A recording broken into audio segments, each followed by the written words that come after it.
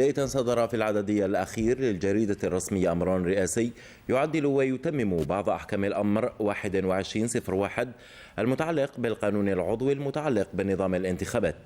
ويتضمن هذا الأمر تعديل المادتين 203 و206، حيث تحدد المادة 203 المعدلة أجل إيداع قوائم المترشحين ب45 يوما قبل تاريخ الانتخابات، في حين أوضحت المادة 206 المعدلة الإجراءات المتعلقة برفض أي ترشح أو قائمة، واشترطت أن يكون الرفض معللا تعليلا قانونيا صريحا حسب الحالة بقرار من منسق المندوبية الولائية للسلطات المستقلة أو منسق السلطة لدى الممثلية الدبلوماسية أو القنصلية بالخارج.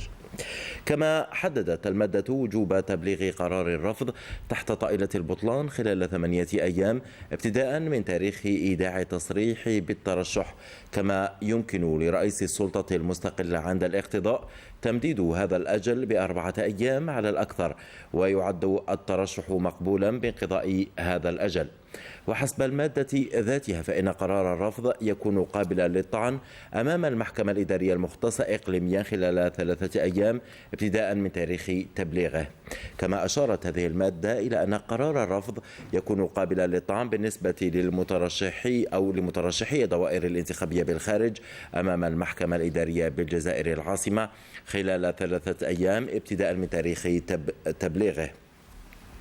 وتفصل المحكمة الإدارية المختصة إقليميا حسب نص المادة في الطعن خلال يومين ابتداء من تاريخ إيداعه، كما يمكن الطعن في حكم المحكمة الإدارية أمام المحكمة الإدارية للاستئناف المختصة إقليميا في أجل يومين ابتداء من تاريخ تبليغ الحكم.